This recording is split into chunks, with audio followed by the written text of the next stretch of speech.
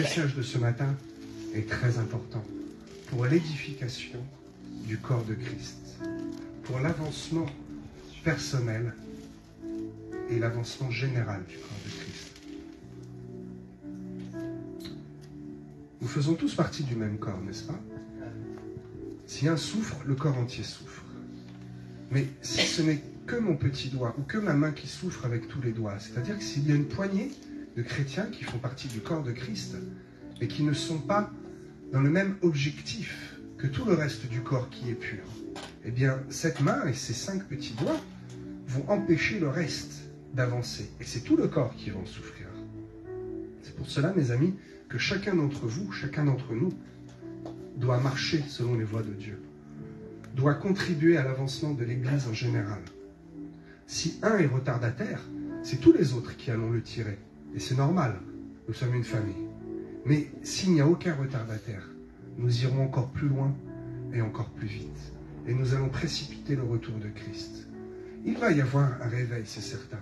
Mais cela est entre nos mains. La durée du réveil est entre nos mains, je vous le dis.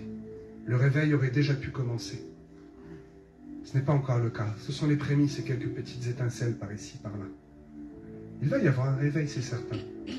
Mais c'est à nous de prendre part pour que ce réveil commence le plus tôt possible, pour qu'il dure le plus longtemps possible, pour qu'il y ait le plus d'âmes possible qui soient à Christ. Amen. Je vous dis ça à l'instant. N'êtes pas préparé, ni imaginez vous dire ça. Je pense que c'est le Saint-Esprit qui vous parle. Vraiment. Alors, les 9 dons de Dieu. Il est indispensable de vous rappeler que Dieu est bon et qu'il nous a réservé des surprises. Il nous a réservé des dons qui nous sont accessibles. Tous. Mais avant de tous les manifester, déjà commençons par en manifester quelques-uns. Et peut-être même commençons par réaliser que de temps en temps, nous les manifestons et que Dieu nous utilise. Dieu utilise notre bouche et nos yeux, notre main, pour aller et commencer à faire quelques miracles. N'importe qui d'entre nous, n'importe qui. Et je vais même vous dire, Dieu utilise qui il veut. Dieu peut utiliser un païen pour avoir une parole de vérité. Dieu peut utiliser un païen pour faire un miracle. Et quand je dis païen, c'est Dieu peut utiliser quelqu'un qui ne le reconnaît pas, qui ne le connaît pas. Peut-être cela commence à vous parler. Il y a une histoire dans la Bible qui nous parle de cela. Mais je vais un peu trop vite et je vais essayer d'avancer très calmement et de peut-être vous faire participer un peu, de bien vous faire comprendre ce que Dieu a mis sur mon cœur avec ce message. Des 9 dons de l'esprit. Ce ne sont pas des dons physiques, ils sont appelés les dons de l'esprit. Vous savez qu'il y a les ministères de la parole, Éphésiens 4:11, les ministères de la parole. Nous exerçons tous premièrement d'abord avec notre parole. Mais ici, il s'agit de dons de l'esprit. Cela appartient entièrement à Dieu et il les distribue à chacun selon sa volonté. Mais, je vais commencer par la fin, allez. Mais il y a un petit mystère, il y a quelque chose à comprendre. Mettez-vous à la place d'un parent, comme Dieu est notre Père. Vous distribuez à qui vous voulez les jouets pour Noël. C'est un bon exemple. À qui allez-vous distribuer le plus beau cadeau? Au hasard? Vous savez très bien que Dieu ne fonctionne pas avec le hasard. À celui qui réclame le plus? Pas forcément, parce que, pas forcément. À celui qui touche le plus votre cœur, à celui qui vous émeut le plus, qui vous cherche le plus. Je ne vais pas aller plus loin, vous avez compris. Je vous ai déjà donné là, voilà, quelques-uns disent une clé. Oh, c'est un passe-partout là que je vous ai donné, carrément. Comprenez bien. Alléluia. Généralement, nous prêchons sur ce thème en proclamant et en disant que ce ne sont que les chrétiens nés de nouveau qui peuvent l'exercer. Oui et non, je vais vous en montrer l'exemple. Mais il n'est pas besoin d'attendre d'être un chrétien expérimenté, d'être un chrétien qui a 40 ans d'église pour dire je vais commencer à avoir une parole de connaissance, une parole de sagesse. Je vais commencer à dire ok, ce don du miracle, je peux l'exercer moi aussi. Ce don de prophétie, je ne suis pas prophète, mais c'est un don passager. Vous allez voir qu'il y a des dons passagers et un en particulier qui est permanent. Quel est le don qui est permanent? Le don du parler en langue. Et vous allez voir que je vais encore vous surprendre avec cela. Quelle est la différence entre la langue de feu, le parler en langue, et la diversité des langues? Tiens donc, Cela ne m'a jamais été prêché. Quelques-uns l'ont peut-être déjà entendu, je l'espère. On va discuter de tout ça. Ok. Le don, la signification, pour nous, c'est quelque chose qui est gratuit. Le don, on donne gratuitement. Mais cela va plus loin. Le mot grec va commencer à vous parler. Le mot grec, c'est charisma. Charisma qui signifie faveur que quelqu'un reçoit sans aucun mérite de sa part. Nous ne le méritons pas. Nous pouvons faire tout pour le mériter. Quoi qu'il arrive, notre nature est pécheresse. Et quoi qu'il arrive, nous étions destinés à la mort éternelle. Mais Jésus, dans son amour, a décidé de nous offrir la vie éternelle et de nous offrir tous ses dons, sans aucun mérite de notre part. Alléluia. Commençons par lire la référence, n'est-ce pas? 1 Corinthiens, chapitre 12, verset 11. 7 à 11. Or, à chacun, la manifestation de l'Esprit est donnée pour l'utilité commune. Or, à chacun, tous d'entre nous, nous recevons ces dons, non pas dans notre propre intérêt, mais pour l'utilité commune.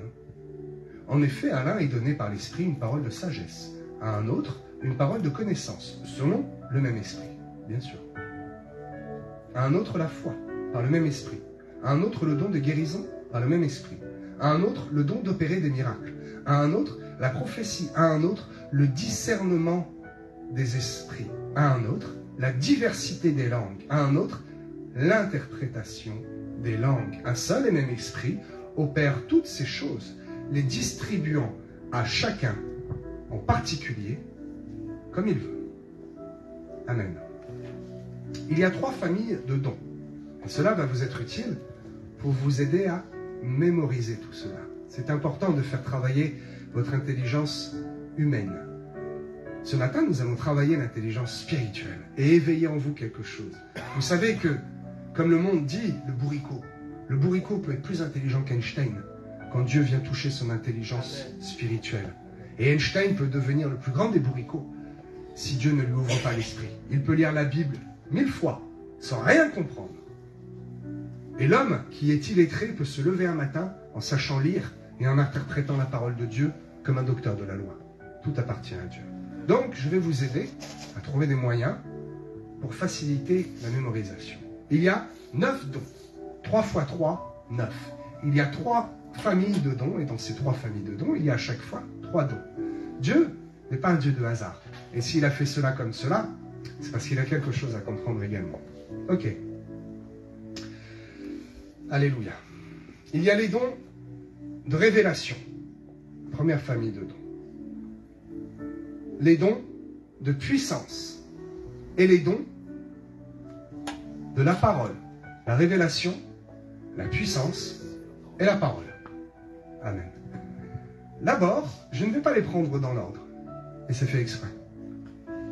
D'abord, le don de la parole de sagesse. Cela est vraiment un don, je vous le garantis. Avoir une parole de sagesse au bon moment est un don. Yes, très bien. La parole de sagesse, c'est avoir le bon mot au bon moment avec la bonne personne, afin d'abord d'apporter un réconfort. La parole de sagesse, c'est une révélation soudaine qui va d'abord être un peu floue, mais comme vous êtes certain qu'il y a quelque chose, alors votre intelligence humaine se met également en marche. Et vous êtes sensible à l'intelligence de l'esprit et vous arrivez à traduire ce qu'il se passe. La parole de sagesse, vous allez dire à quelqu'un qui est abattu, vous allez peut-être dire, oh celui-là, la chair va parler, ok? La chair parle et dit, oh celui-là il est abattu, il a un esprit de dépression. Et au moment où ta chair dit, ne sois pas déprimé mon ami, tu vas et quelque chose se passe. Et tu dis, mais c'est pas de la dépression, c'est juste parce que cette personne a eu une mauvaise nouvelle. Et elle a perdu un peu la confiance. Il n'y a pas de dépression, c'est juste qu'elle a juste besoin d'entendre, nous sommes là à tes côtés, Jésus t'aime. Tu n'es pas seul. Une petite main dans le dos, tu n'es pas seul. L'Église, le corps de Christ est à tes côtés. Là, la personne pleure et dit, mais tu sais, comment tu sais? Mais je ne sais pas, ça vient de m'apparaître. Eh bien, je me suis réveillé ce matin justement parce que j'avais l'impression d'être seul. et que je suis le seul dans ma famille qui est croyant. Et finalement, j'ai l'impression d'avoir perdu toute ma famille. Et là, toi, sans le savoir, tu viens de lui dire qu'en Christ, il y avait une famille, que nous étions le corps de Christ. Et cette parole l'a soulagé. C'est une parole de sagesse. Et je suis certain que déjà, tous, nous l'avons déjà exercée au moins une fois. Un exemple de parole de sagesse, qui peut paraître, selon la chair, une parole très bizarre, mais qui, selon l'esprit, est une parole qui a révélé le mensonge de la vérité. Prenons l'exemple du roi Salomon. Dans 1 Roi, chapitre 3, verset 25. Vous savez, ces deux femmes qui se séparent l'enfant. Salomon dit quoi? Que l'on coupe l'enfant en deux.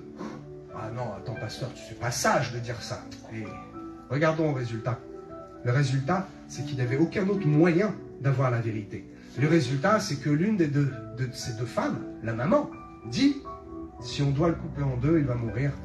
Eh bien, je préfère le laisser à une autre, mais que l'enfant vive. Cela est tellement puissant. Cela nous parle tellement à notre cœur, cette histoire. Salomon a eu ici une grande parole de sagesse. Et pourquoi j'en suis persuadé? Parce que si Abraham était le père de la foi, et le père de la foi, certainement Salomon est le père de la sagesse. Je l'ai dit il y a quelque temps, pendant 40 ans, c'est le seul roi qui a maintenu le calme, la paix et la prospérité, ces trois choses-là en même temps, pendant tout son règne. Salomon était un homme de paix. Salomon était un homme d'une grande intelligence. N'est-il pas écrit que la reine de Saba, la reine d'Égypte, le royaume d'Égypte était très très avancé, très intelligent. Et pourtant, la reine est venue consulter Salomon pour lui demander des conseils, parce que sa grande sagesse était connue jusqu'aux extrémités de la terre. Au plus loin qu'on pouvait aller, son nom était connu. Pourquoi? Pour sa sagesse. Donc ici, Salomon a une parole de sagesse. Voilà un bon exemple de la parole de sagesse. Puis nous avons les paroles de connaissance. Yes! Il n'y a pas que Stella qui peut participer. Allez-y, mes amis. Nous sommes vivants, nous sommes entre nous. N'ayez pas peur de vous tromper. Le seul qui se trompe, c'est celui qui ne dit rien. Alléluia. La parole de connaissance, c'est comme son nom l'indique, la connaissance. C'est-à-dire que quelque chose qui est absolument, absolument inconnu va venir à la lumière de la vérité, va venir à la lumière du jour. Alors, ce n'est pas le don de prophétie. Ok. Le prophète a forcément des paroles de connaissance. Mais la parole de connaissance n'est pas une parole de prophétie. Ce n'est pas parce que tu as une parole de connaissance que tu es prophète. Il y a le don de prophétie, qui est un don momentané. Nous allons le voir plus loin. Ok. Prenons un exemple de la parole de connaissance. J'aime toujours prendre des exemples concrets.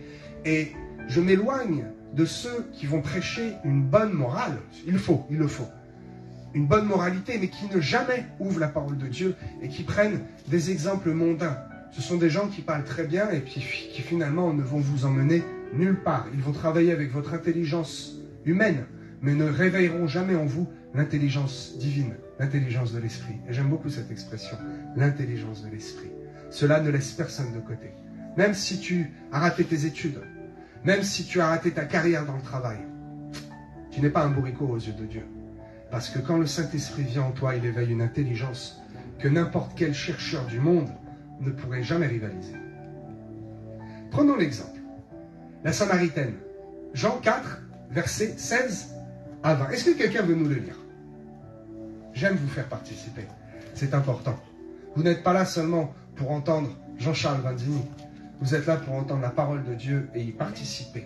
Vous êtes participants. Il nous a rendus participants. L'histoire de la Samaritaine dans Jean, chapitre 4, versets 16 à 20.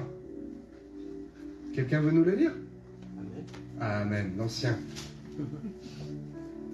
Amen. Va, lui dit Jésus, appelle ton mari et viens ici. La femme répondit, je n'ai point de mari. Jésus lui dit, tu as eu raison de dire, je n'ai point de mari, car tu as eu 5 maris, et celui que tu as maintenant n'est pas ton mari. En cela, tu as dit vrai. Verset 19. Amen, amen. Amen. En cela, tu as dit vrai. Mais avant que la femme dise vrai, Jésus a reconnu. Il lui a démontré en une seule parole qui il était. Cette femme, qui devait quand même être humble de cœur, n'a même pas cherché à lui mentir ou à détourner. Elle savait que le maître disait la vérité. Parce que Jésus, oh c'était facile pour Jésus. Oui, on peut dire que c'était facile, mais non. Parce que Jésus a revêtu un corps d'homme. Jésus a connu la chair, les désirs de la chair, et il a lutté contre. Et ainsi, il a pu manifester facilement. Non, pas facilement, c'était difficile. Il a pu manifester les dons de l'esprit.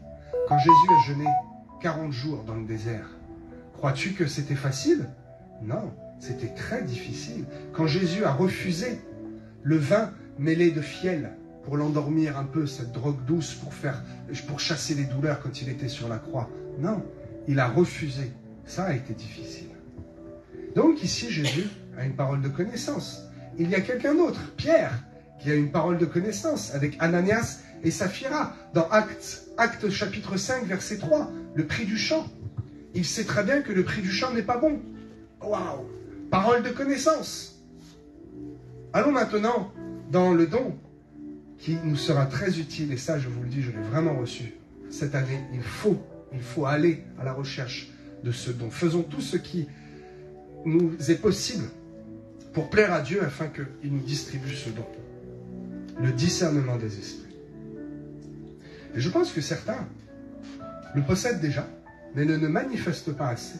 Peut-être n'ont-ils pas assez confiance, ou peut-être leur intelligence spirituelle n'est pas assez activée pour leur faire prendre conscience que ce don, ils le possèdent déjà. Le don de discernement des esprits. Vous allez voir que ce n'est pas uniquement de discerner les mauvais esprits. Prenons l'exemple de la parole. Il nous permet effectivement de connaître la nature de l'esprit qui anime ou qui tourmente une personne. Dans Matthieu 17, 21, il est écrit « cette sorte de démon ».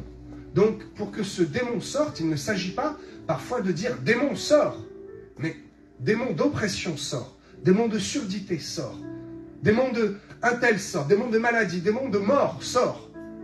Là, c'est beaucoup plus précis. Vous savez que les démons nous craignent. Ils font un peu les costauds comme cela parce qu'ils veulent impressionner notre intelligence de la chair. Mais notre intelligence de l'esprit, si nous avons assez de discernement, ne sera jamais impressionnée. Quand Jésus arrive, et pourtant ils étaient légions, un démon dont tout le monde avait peur, cet homme qui était dans les cavernes et qui était nu et enchaîné, et il brisait ses chaînes, que se passe-t-il? Est-ce que c'est Jésus qui l'interpelle? Apprenez à connaître correctement les histoires et les paraboles. Est-ce que c'est Jésus qui interpelle ce démon? Ou est-ce que c'est ce démon qui de loin voit Jésus et lui dit « Hey, fils de l'homme, que me veux-tu? Que viens-tu » Le démon, il a peur. Il est comme ça parce qu'il sait que Jésus a le pouvoir de le chasser loin, dans des lieux arides, dans lesquels il va falloir qu'il revienne. Ils ne sont pas encore condamnés pour l'éternité dans les lieux arides, les démons en reviennent. Mais cela demande un effort, ils ne sont pas omniprésents et omnipotents. Ils doivent se déplacer, il y a un effort à fournir, et leur temps est compté. Donc, que font-ils? Ils demandent à Jésus de les chasser dans les ports. Ils précipitent les ports meurent, et ainsi les démons peuvent aller rapidement ailleurs. Bon, mais ils reconnaissent que Jésus est là, et ils le craignent. Si vous avez le discernement des esprits, vous saurez de quel type d'esprit il s'agit, et facilement le nommer. Et là, le démon prend tellement peur, parce qu'il se dit non seulement celui-là a la foi, il a la foi extraordinaire, il y a deux types de foi, nous allons le voir. Mais en plus, il a le don de discernement des esprits. Peut-être cache-t-il autre chose, peut-être peut-il faire des miracles, des prodiges. Et de moi-même, je vais quitter. Peut-être même, je vais lui dire, s'il te plaît, ne me chasse pas dans ces lieux lointains. Le don de discernement des esprits sera très très utile, parce qu'il va vous permettre de distinguer, comme son nom l'indique, de discerner les situations, de discerner ce qu'il se passe. Prenons un bon exemple, encore avec les esprits, et je vous expliquerai comment appliquer cela à votre vie. Acte 16, verset 16. Cette femme qui a un esprit de python. Comment savait-il que cette femme était possédée? Relisez. Elle est là, et j'aime beaucoup scénariser. Elle est là, et donc, elle fait la publicité, si tu veux. Elle est là depuis plusieurs jours. Et elle crie, « Ces hommes sont des serviteurs de Dieu !»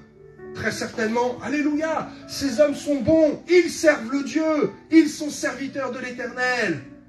Qu'y a-t-il de mauvais? Il y a de mauvais que cette femme avait un esprit de python en elle, et qu'elle distribuait, elle semait un trouble et un mauvais esprit. Mais la chair et l'intelligence de la chair ne pouvaient pas le discerner, puisqu'elle dit quoi? Elle dit, ces hommes sont les serviteurs de Dieu. N'importe qui dirait, alléluia, cette femme te suit, c'est une bonne chose. Mais l'esprit de discernement intervient. Et cette femme avec l'esprit de python, oh non, Jésus sort. et elle se tait. Et elle n'est plus un mauvais témoignage. S'il n'avait pas eu l'esprit de discernement, il n'aurait pas su qu'il y avait un esprit de Python, qu'il y avait un démon. Et les choses auraient continué ainsi.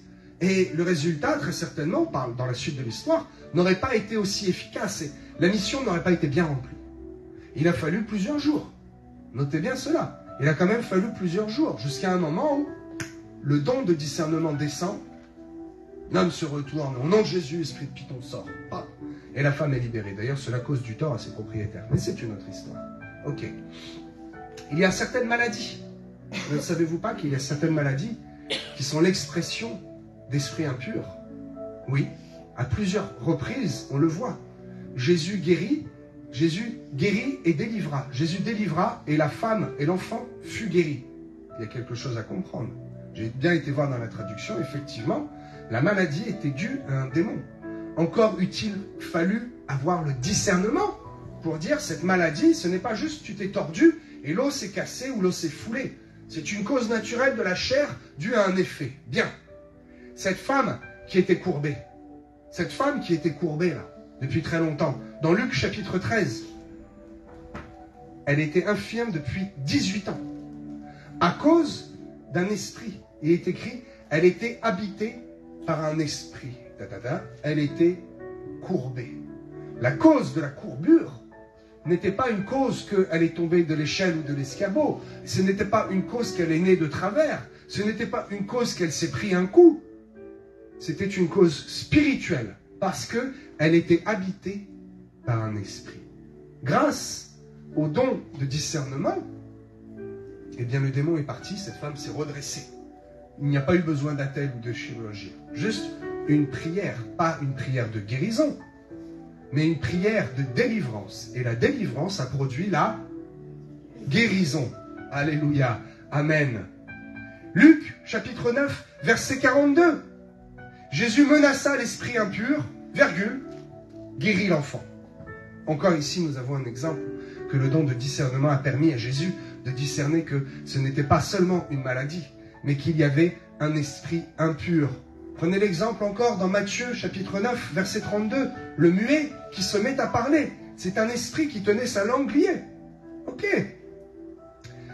Vous l'avez compris, spirituellement, ce don est indispensable. Et la parole de Dieu nous démontre, par tous les versets que je vous ai montrés, l'application et comment utiliser ce don. Mais relisez ces versets, relisez ces histoires qui sont véritables. Quand je dis histoire, ce n'est pas péjoratif. C'est l'histoire. Réellement, c'est ce qui s'est passé.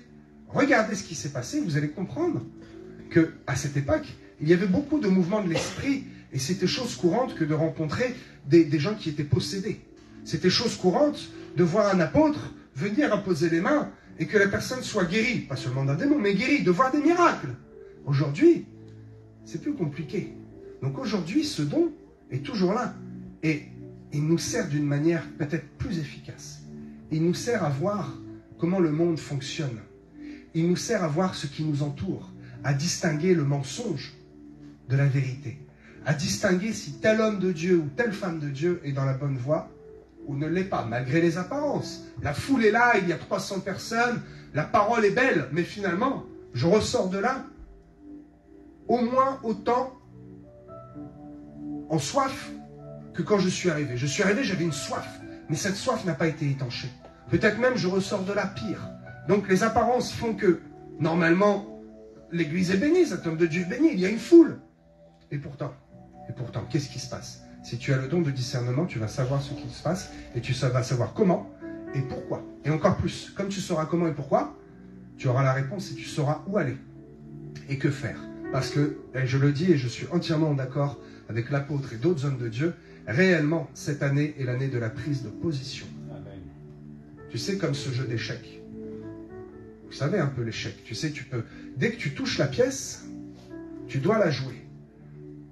Tu peux la placer ici. Et là, tant que tu ne l'as pas lâchée, tu as encore le choix. Mes amis, prenez la position. Placez-vous et laissez placer. Et laissez Dieu faire maintenant.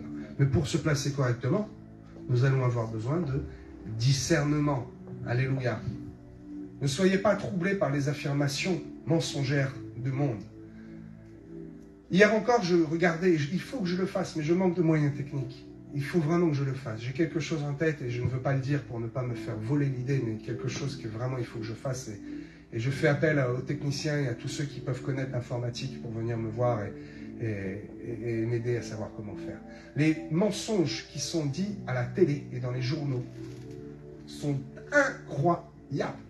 Incroyables. Ok, petite parenthèse. Une histoire, une anecdote, je sais que les vraies histoires de la vie du pasteur vous édifient, vous aimez ça, parce que c'est la vérité. J'ai fait l'armée pendant quelques années.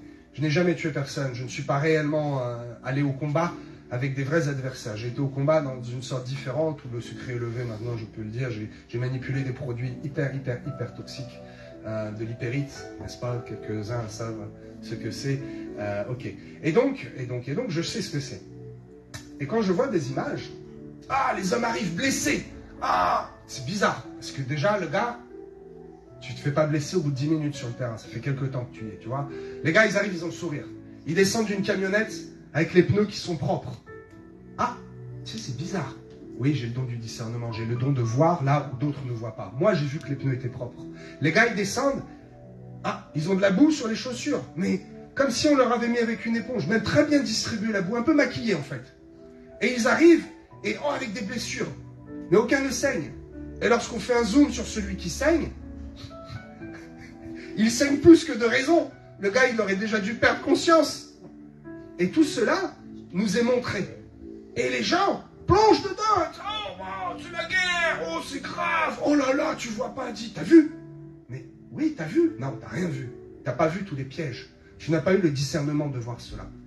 Là où quelqu'un vient et prend la première boîte qu'il y a devant, et il va ouvrir la machine à 10 €, et peut-être elle ne fonctionnera pas. Il n'y aura pas de jeu supplémentaire, il n'y aura pas de pile non plus.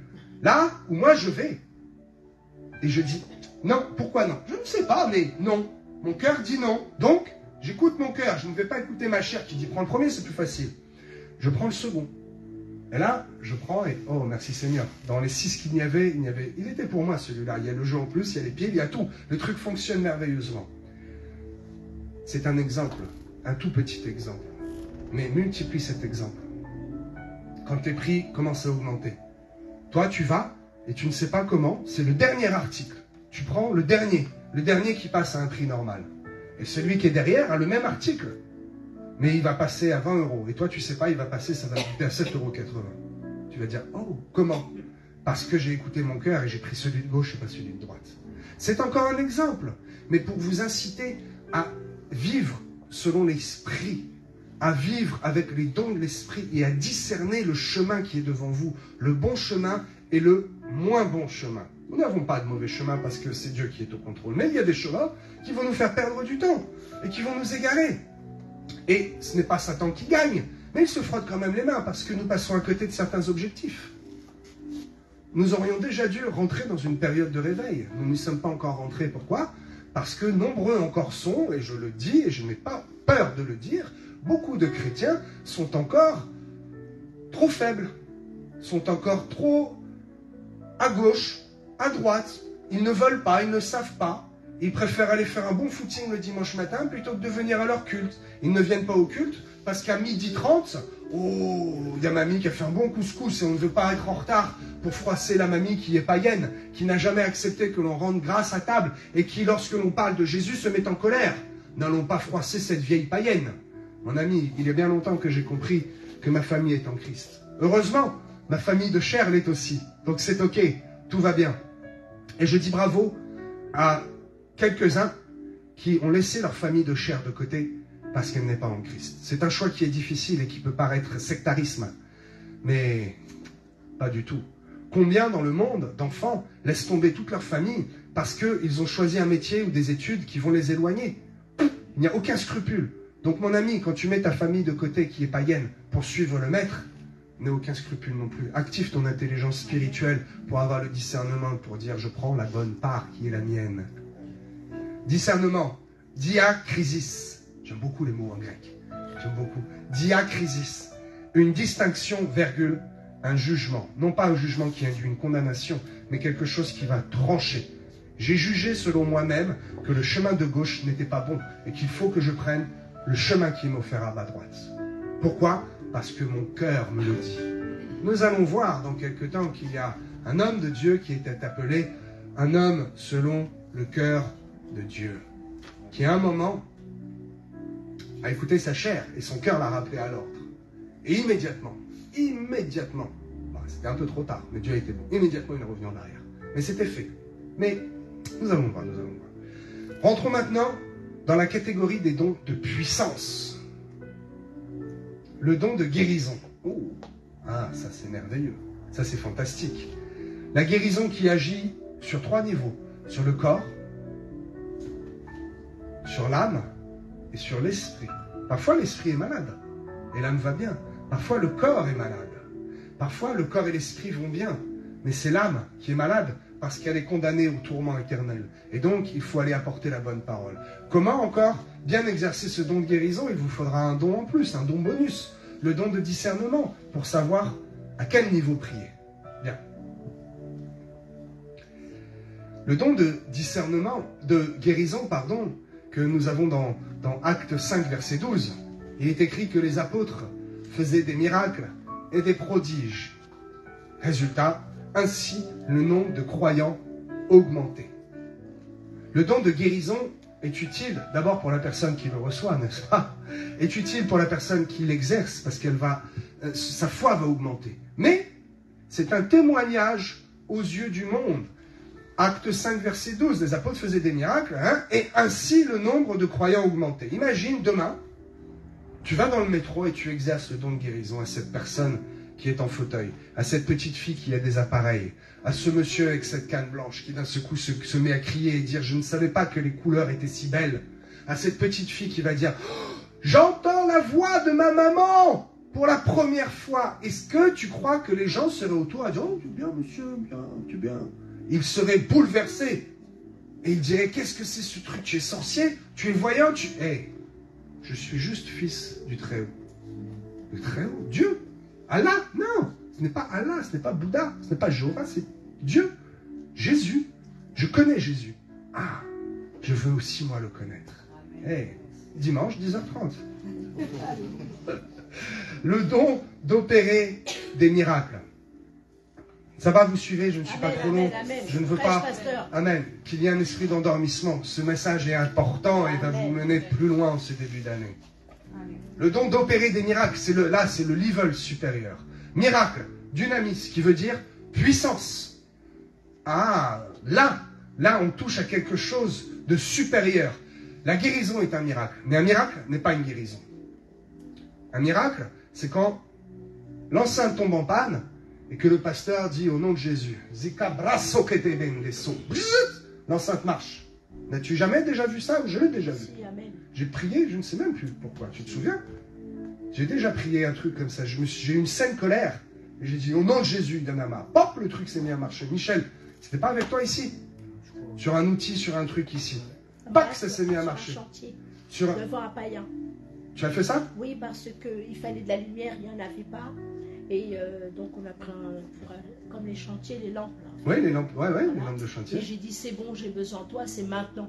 Et elle s'est allumée, elle a marché jusqu'à aujourd'hui, ça va faire depuis le décembre dernier. Bon ben voilà, un don d'opérer des miracles qui est descendu à un moment. La puissance est descendue, ce n'est pas la puissance de Maria, mais la foi de Maria a activé la puissance dynamis de Dieu qui est venu.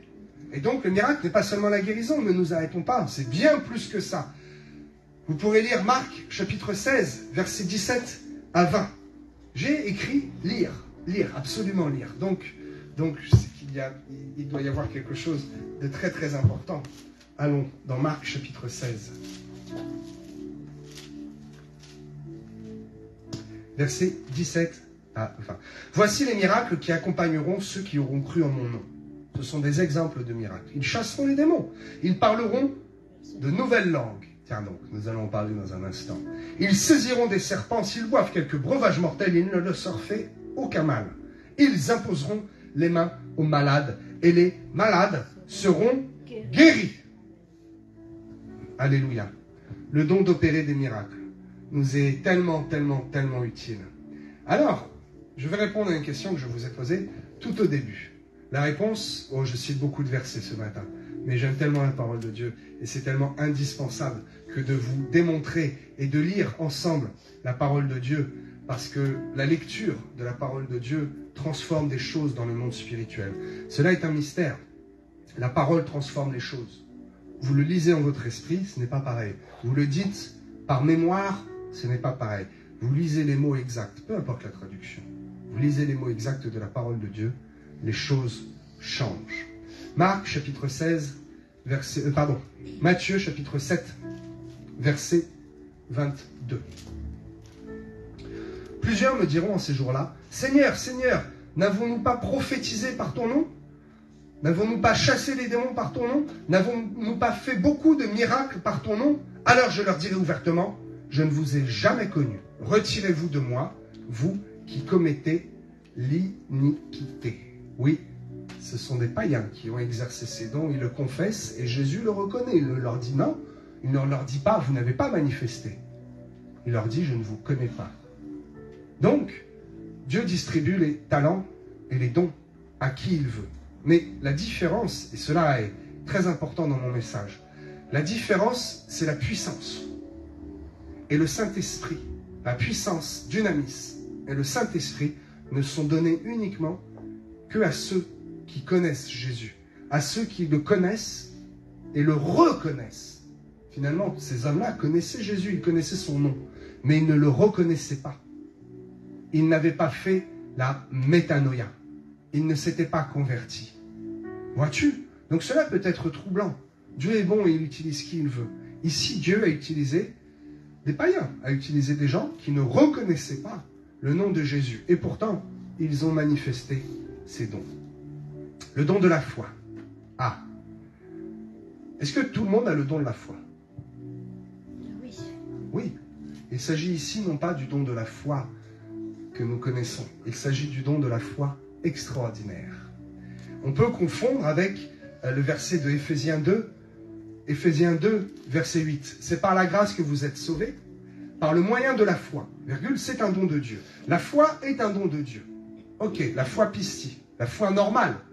Mais ici, il ne s'agit pas de cette foi, si je peux dire, la foi simplement. Nous avons tous la foi ici. Mais le don de la foi, rares sont ceux qui l'ont manifesté. Je le manifeste de temps en temps. Il s'agit d'une foi extraordinaire, d'une foi qui surpasse la foi normale. Ce n'est pas avoir la foi en Dieu, c'est avoir la foi que Dieu peut tout faire. C'est une foi qui est supérieure, une foi surnaturelle.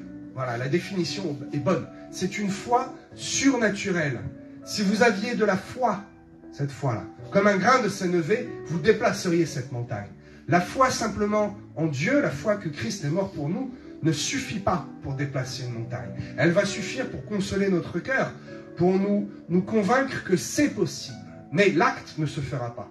Pour déplacer cette montagne, il s'agit d'une métaphore. Mais je crois que réellement, quelques-uns, au millénium, auront le pouvoir physique de déplacer des montagnes, de relever des immeubles. Au nom de Jésus, l'immeuble sera relevé, la rue sera réparée.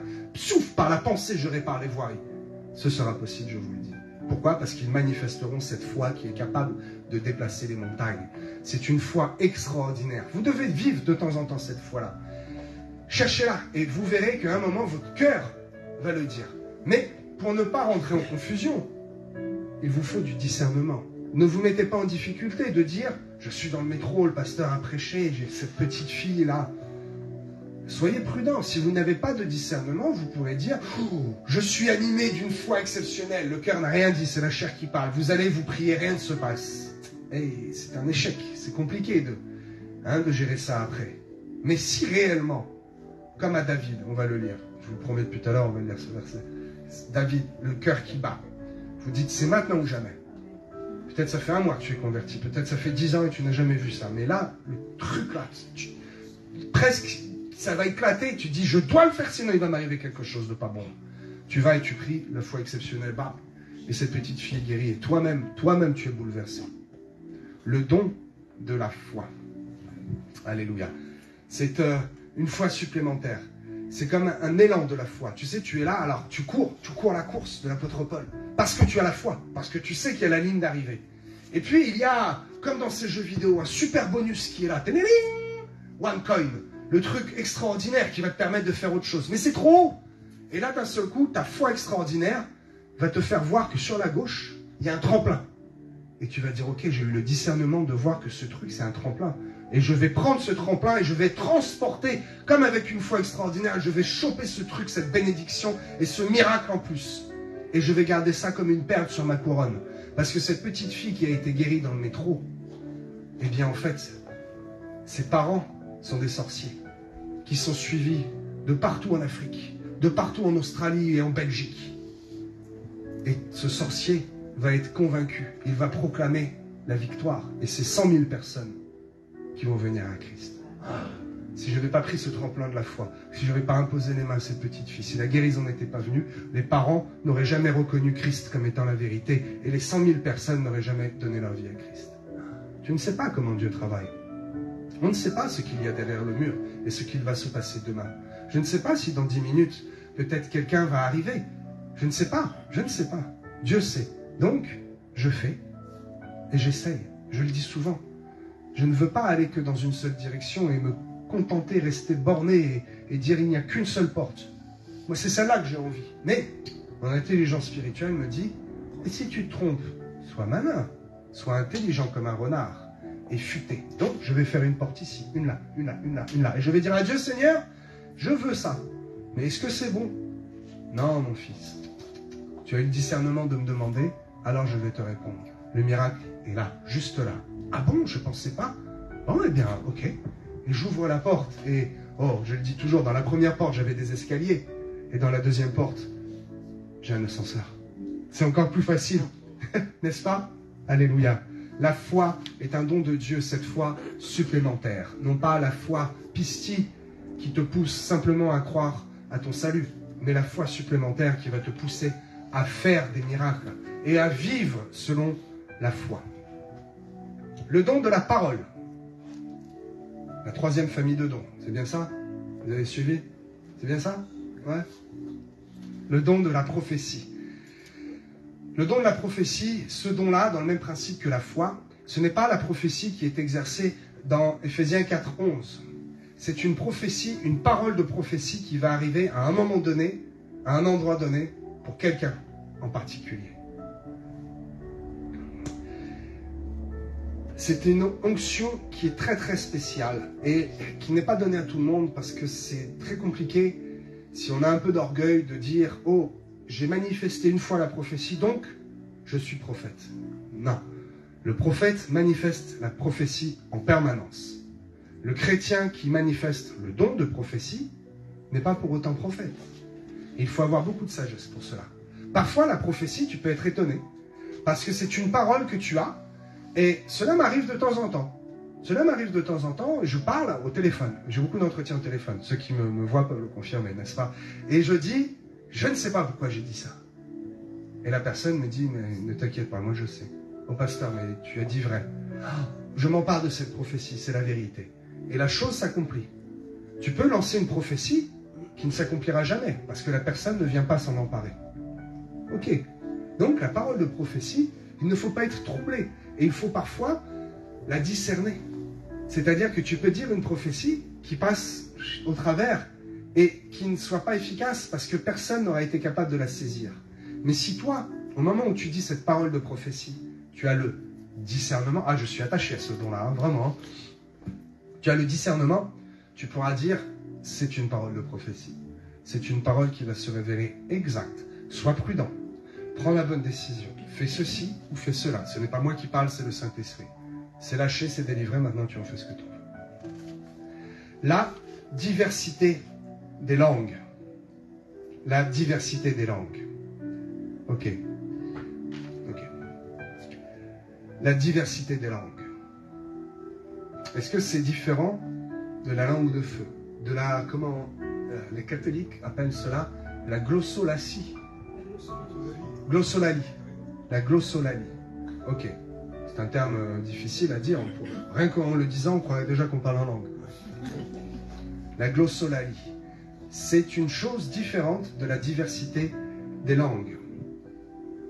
Il faut faire la différence entre le parler en langue dit normale, c'est ce que votre cœur exprime à Dieu. Ce que votre esprit humain, votre chair n'est pas capable de dire, votre cœur le dit dans une langue qui vous est incompréhensible, mais que Dieu comprend. C'est une langue qui est qui rentre dans des grandes profondeurs. Vous savez, à part dire « je t'aime », l'amour, comment exprimer par des mots différents? On l'exprime par des actes.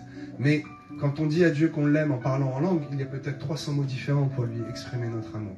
Donc ça, c'est le parler normal, si je peux dire. Le parler en langue normal et qui édifie. Il est écrit que le parler en langue vous édifie d'abord vous-même. Il est fait pour vous édifier vous-même. Pourquoi? Parce que quand vous parlez en langue, vous allumez le robinet, vous faites fonctionner votre foi et vous activez votre foi. Et au fur et à mesure que vous parlez en langue et que vous avancez, vous dites « Oh, mais cela fonctionne! Cela marche, je marche sur les eaux et je ne dis pas n'importe quoi! C'est extraordinaire! Oh !» C'est pour cela que le parler en langue vous édifie. Ok. Mais le don de la diversité des langues est différent. Et il est très souvent, réellement je l'ai vu qu'une fois, je vous en ai déjà donné témoignage à Draguignan. Il est souvent utilisé avec le don d'interprétation des langues. C'est pour cela que les religieux, pendant un moment, à chaque fois qu'il y avait la manifestation des langues de feu, du parler en langue, le pasteur disait « il faut impérativement avoir l'interprétation ». Mais non, ce n'est pas la diversité des langues qui est exercée là, c'est le parler en langue, la langue de feu. Est-ce que vous comprenez bien? Je veux être vraiment clair avec ça, parce que c'est quelque chose qui n'est pas prêché très souvent, et il ne faut pas avoir la confusion avec ça. Il y a la langue de feu, okay, et la diversité des langues. C'est un don différent, comme la parole de prophétie et la prophétie, comme la foi pistie et la foi, la démonstration d'une foi supérieure. Ok. Ok. La diversité des langues. Un signe pour les non-croyants. 1 Corinthiens 14, 22. Vous pouvez le voir avec Acte 2, verset 6. Chacun entendait parler dans sa propre langue. Et je me souviens avoir vu sur Internet un détracteur qui disait « Oh, on ne parle plus en langue, c'est n'importe quoi. » Il est écrit « Chacun entendait parler dans sa propre langue. » Quand tu parles en langue et que tu dis « qui comprend? Personne. » Mais le gars est aveuglé, il n'a aucun discernement, c'est tellement facile, il suffit de lire la parole. Il s'agit ici, dans Acte 2, chacun entendait parler dans sa propre langue. Il s'agit non pas de la langue, le parler, la glossolatie, mais il s'agissait tout simplement de la diversité des langues. Et donc, ce don-là est un témoignage. Il est écrit que c'est un signe pour les non-croyants. Un don qui est distribué, je vous le rappelle au début, pour qui? Pour toi-même, pour l'utilité commune. Pas seulement des chrétiens, l'utilité commune de tout le monde. Ce don que tu as utilisé pour guérir cette petite fille est d'utilité commune, parce que cela a été un miracle pour tout le monde. Ainsi, demain, tu es avec un étranger dans le métro qui est en détresse, et il parle une langue inconnue. Et toi, tu ne sais pas comment. Tu dis, tiens, je comprends. Et ce gars est en train de dire, attention, on a placé une bombe sur moi et on va me forcer à exploser. Il ne comprend pas. Il est là comme un fou, il ne peut pas bouger. Et il essaie de dire, mais on va mourir, personne ne comprend. Et toi, tu es là et tu comprends et tu dis, comment? Oui, il faut appuyer sur tel bouton, monsieur. Fait divers. Un homme dans le métro entend parler une langue inconnue. Il sauve la vie de 200 usagers. Qui est-il? Il se fait passer pour un chrétien.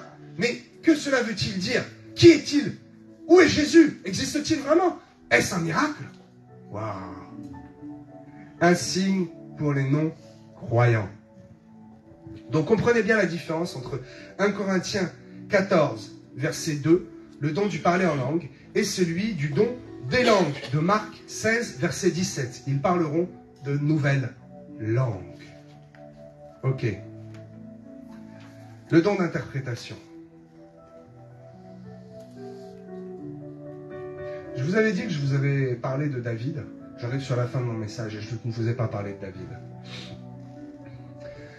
Que se passe-t-il quand David fait le dénombrement? Vous trouverez ça dans 2 Samuel, je crois, et 1 Roi. David fait le dénombrement. C'est assez troublant parce que l'histoire est racontée 2 fois. Et d'une manière légèrement différente. J'aurai un jour une réponse à vous apporter. Je ne l'ai pas pour le moment parce qu'il faut vraiment une révélation. Et je l'aurai, je vous l'apporterai. Concentrons-nous sur l'histoire. David fait le dénombrement alors qu'il n'est pas obligé de le faire. Alors que Dieu ne lui a pas réellement demandé. Il fait le dénombrement, pourquoi? C'est un temps de paix. Le premier objectif du dénombrement, c'est de savoir combien le peuple est. Oh, je gouverne sur 800 000 ou sur 1 million? Oh, j'enfle un peu mon orgueil. Mais le deuxième objectif était de faire un dénombrement en vue d'une guerre, pour savoir combien d'hommes valides pourraient mener un combat. C'est bien beau d'avoir une population d'1 million. S'il n'y a que 50 000 hommes qui peuvent combattre, il vaut mieux rester tranquille. Et donc David fait cela dans un premier but, enfler son orgueil, savoir sur combien de personnes il gouverne. Et deuxièmement, peut-être parce qu'il a un doute. C'est un temps de paix. Peut-être qu'il doute que Dieu va laisser la paix longtemps. Et il prend les choses par lui-même. Il va de l'avant. Mais Dieu ne lui avait pas demandé. Et donc il fait le dénombrement. Et Dieu est très en colère. Mais avant que Dieu manifeste sa colère, il est écrit quelque chose. Waouh! Il sentit son cœur battre. Il n'a pas senti ses jambes se défiler. Il n'a pas senti son intelligence lui dire « C'est un peu idiot ce que tu fais là, David. Ça ne sert à rien. Attends, tu vois pas que tu es en train de te tromper ?» C'est son cœur qui lui a parlé. Son cœur lui a parlé. Et alors, il comprend, il sentit son cœur battre. Et le discernement arrive. Et il comprend que ce qu'il fait n'est pas bon. Il demande pardon à Dieu. Dieu est bon, mais c'est trop tard, c'est fait. C'était quand même une époque ancienne testamentaire où c'était compliqué. Donc Dieu lui donne le choix entre 3 années de famine, 3 mois sous la domination des ennemis d'Israël, ou 3 jours de peste et de famine que Dieu donnera. Et donc il répond avec grande sagesse, je préfère être sous la domination de mon Dieu que la domination étrangère. Donc, et pendant 3 jours, il y a la peste et il y a la famine. Et de mémoire, je crois que cela affecte 70 000. Il y a quand même 70 000 morts. Mais, il a eu du discernement, il s'est arrêté à temps. L'histoire a pu être beaucoup pire, c'est bien catastrophique. Mais ce qu'il faut retenir de cette histoire, c'est ces petits mots. Il entendit son cœur battre. Dieu parle au cœur, le don de discernement. Et tous les autres dons, c'est d'abord par le cœur que cela va passer. Voilà, petite parenthèse terminée. Je finis avec ce dernier don, le don d'interprétation. C'est la compréhension d'abord par l'esprit, et ensuite votre intelligence va devenir active, parce que c'est votre intelligence qui va dire à votre bouche de dire tel mot, tel mot, tel mot. Mais c'est d'abord votre cœur qui est activé, qui va activer l'esprit en vous et qui va permettre que votre intellect spirituel comprenne cette langue, un Zimbabwe bizarre. Oh, je suis parti en Afrique du Sud et j'ai entendu ce pasteur parler avec les... Hein, et il me disait, on est le seul population, peuple, au monde, on est peut-être moins de 100 000 à parler avec ce truc-là. Et donc toi, tu entends ça, tu te dis, impossible, impossible que je comprenne. Et pourtant, tu comprends. Waouh! Et donc, tu comprends et tu interprètes. Et cela est utile à l'œuvre commune. C'est pour l'utilité de tout le peuple. C'est utile pour édifier d'abord les chrétiens, mais aussi pour édifier le monde. Et également, parfois, pour révéler un message à son peuple. Cet homme qui était venu en vacances, je réitère l'histoire, à Draguignan, dans cette petite église, et qui se met à parler en langue. Et comme à l'habitude, le pasteur fait taire tout le monde. Sauf que cette fois, ce n'était pas un parler en langue de la glossolalie. Ce n'était pas un parler en langue glossolalie simple. C'était une langue de divers, la diversité des langues. Et quelqu'un d'autre a l'interprétation. Et le gars, il a balancé ça, il ne savait même pas que quelqu'un pouvait comprendre. C'était une langue que lui maîtrisait. Mais il a balancé ça comment? Eh bien, l'autre a interprété. Et le gars lui dit, mais comment? Attends, tu sais qu'on est peut-être 500 ou 600 sur la planète à parler ça. C'est même pas un village. C'est une tribu éloignée de mon village qui parle cette langue. Et je ne sais pas pourquoi, je m'en suis rappelé et j'ai dit ça. Et le gars traduit et je ne sais plus ce que c'était. Vraiment, je ne sais plus. Mais je me souviens que c'était un message pour l'église. Et je crois me rappeler que le pasteur a pris ça un peu à la légère et il est passé à côté. Mais c'était une façon que Dieu a utilisée pour parler à son peuple. Alors, effectivement, je l'ai dit, ce sont des dons. Dieu donne à qui il veut. Et je vais terminer avec ça, avec ce que je vous ai dit au début. Dois-je attendre de le recevoir comme un petit enfant? Ou dois-je les réclamer comme un huios, comme un chrétien qui est fait à la stature de Dieu? Oui et non. Oui, parce que Romains 1, verset 11 nous dit que Paul désire communiquer quelques dons. Ah, il s'agit aussi de ces dons-là. Donc Paul communique quelques dons. Et donc on comprend que le peuple, nous devons aussi attendre de les recevoir. C'est Paul qui communique, c'est le Saint-Esprit qui communique. Et également aussi, il les communique par l'imposition des mains. Je désire vous communiquer quelques dons par l'imposition des mains. Vous pourrez le lire dans Actes, chapitre 19, verset 6. Et non. Non, parce que 1 Corinthiens 12, verset 31 nous dit simplement d'aspirer aux dons les meilleurs. De les attendre, de les désirer. Mais il y a d'autres versets encore qui nous font comprendre qu'il faut les réclamer. Alors, c'est pour cela que j'insiste et j'appuie encore sur le bouton de discernement. Ayez en premier lieu ce don de discernement. Allez le chercher. Et tous les autres vous seront donnés en plus. Elle était facile. Ayez du discernement et vous saurez comment demander ou comment attendre les autres dons. Sachez que tous ces dons sont absolument utiles, voire indispensables à notre avancement et à notre vie spirituelle. Dans les temps qui courent, nous devons manifester ces dons pour activer la puissance. Si tous les chrétiens manifestaient ces dons, je vous le dis, depuis le mois de novembre, chacun aurait déjà eu l'histoire de dire « Oh, t'as déjà le vin paralytique, toi, t'as pas déjà le vin paralytique, toi ?» Attends, c'est facile. Au nom de Jésus, tu te lèves. Le réveil serait déjà actif. Cette salle serait pleine, le jardin serait plein. Et même, on n'aurait même plus besoin. On aurait les moyens et les finances de louer le Zénith. Je vous le dis, on devrait en être là. On devrait en être là. Nous sommes les derniers de la classe. Mais ayons bon espoir, les derniers seront les premiers. Il n'est jamais trop tard pour se réveiller et pour activer le feu. Activons le feu, mes amis. Activons l'étincelle. Désirons, demandons absolument ces dons. Faites en sorte que Dieu désire vous les communiquer. C'est lui qui distribue à qui. Mais reprenez l'exemple de l'enfant. Faites ce qu'il faut. Manifestez ce qu'il faut pour inciter le cœur de Dieu à venir vous distribuer ces dons merveilleux de l'Esprit. Les 9 dons de l'Esprit. Ainsi j'ai parlé pour vous édifier. Amen.